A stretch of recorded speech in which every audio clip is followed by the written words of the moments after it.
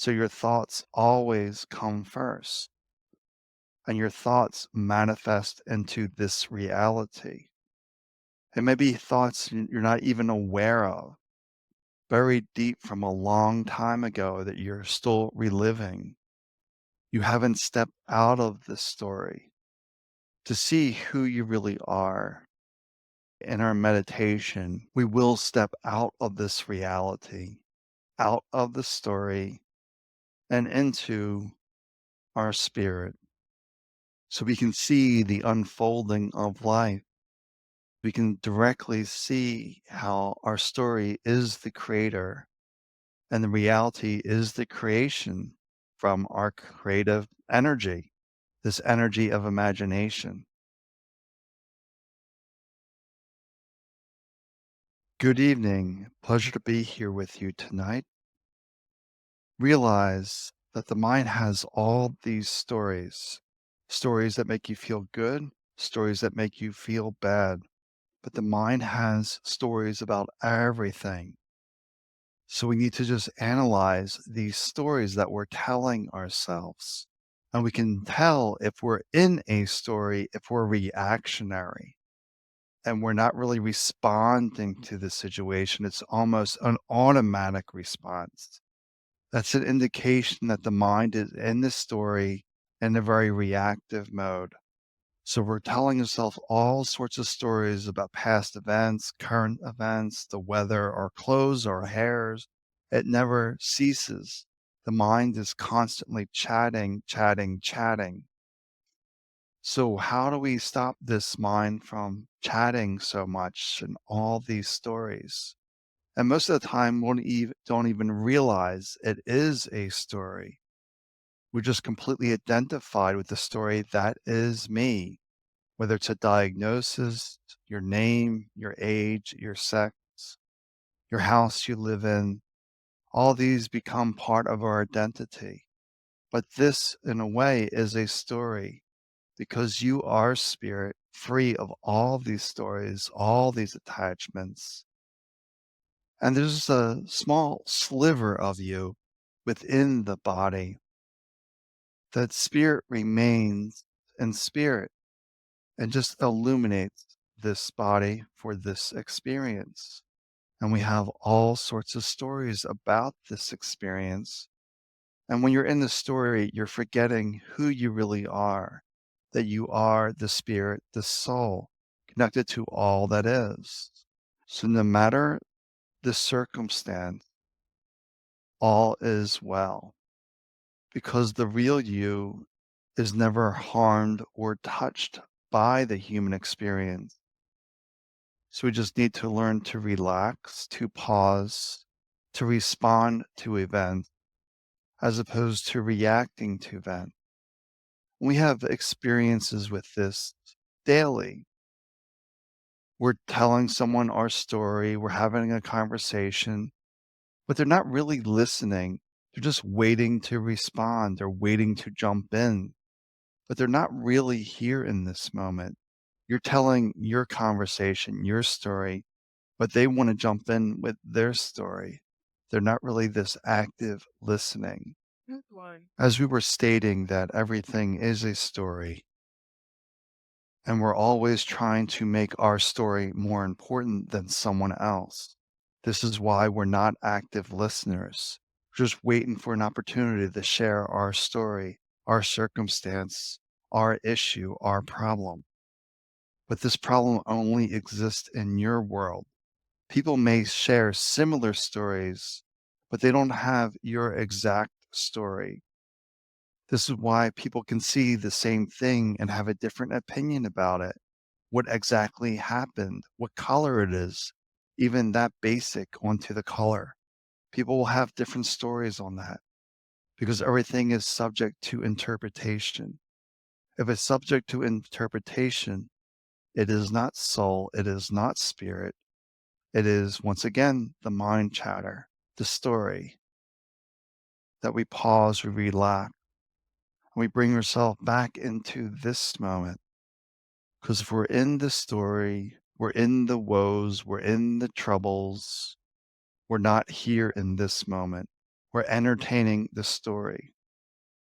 As we mentioned earlier, a lot of people are even aware that they're in a story.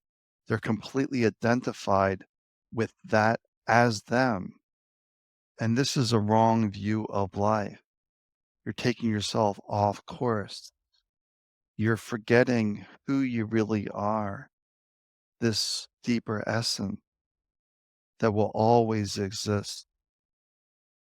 To remember that you are spirit and you reside in spirit and you're illuminating this body to have this human experience. You can think of this experience as a dream. You're in spirit having this dream of the human experience. And then when you're sleeping, you wake up in spirit and you may have some dreams or something that doesn't quite make sense because your spirit is always active. We don't want to give ourselves a way out. The mind's creating stories for a way out, an excuse to prevent taking personal responsibility for our life, that we are the creators of our life. No one can impact your life unless you allow them to impact your life. This is hard to comprehend because we're taught to be the victim of life, but to realize your story comes first, your thoughts come first, then reality is created from those thoughts. It's sort of like the chicken and the egg.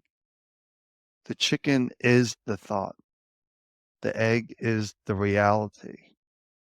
So your thoughts always come first, and your thoughts manifest into this reality. It may be thoughts you're not even aware of, buried deep from a long time ago that you're still reliving. You haven't stepped out of this story to see who you really are. So tonight in our meditation, we will step out of this reality, out of the story, and into our spirit so we can see the unfolding of life. So we can directly see how our story is the creator and the reality is the creation from our creative energy, this energy of imagination. So we want to begin to see life as we prefer. We want to accept life as it is, but we don't want to dwell there. We really want to see how we prefer life to be. Usually we focus on the story, we focus on life as is, and it's usually not preferable, but we're still focusing on it like, okay, this is this moment. I can't change this moment.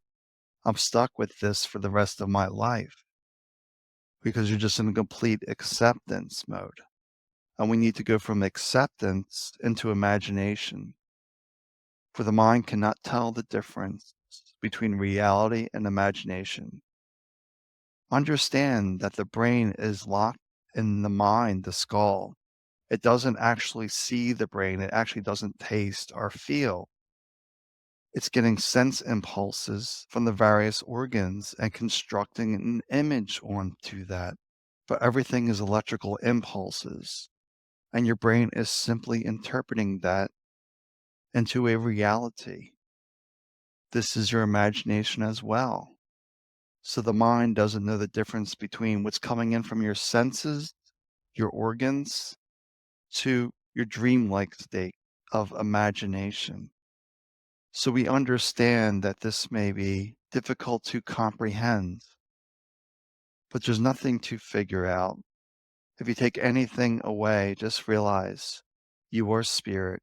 You cannot be touched by the human experience. And the more that you're aware of this moment, the less you are impacted by the story and the reactive way of being. So let's just take a moment to just relax, to let it all drop away. Whatever happened earlier today, last night, last week, does not matter. We allow the eyes to soften, to remove those external distractions, and we're going to start creating our new reality by learning ways to step out of the stories, to step out of the anxiety, the worry, the stressors, all originating from a story. It doesn't even matter if you're aware of the story or not. So we're just pausing, relaxing into this moment, just dropping deeper and deeper and deeper, returning home to spirit through relaxing. There's no right way to hold your hands, breathe. We're letting go of all these human rules, all these human requirements.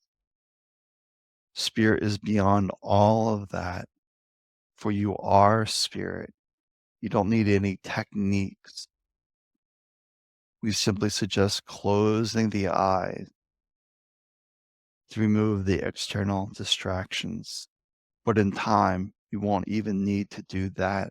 You will just know yourself as spirit, and you'll see reality in a different way, for the way it really is, that we're all various characters of the one energy, wearing all of these different costumes, all these different beliefs, but yet it is the one consciousness, just different illuminations of the one consciousness. And we get hung up onto that reality of separation. We just want to relax. The first step is just to relax.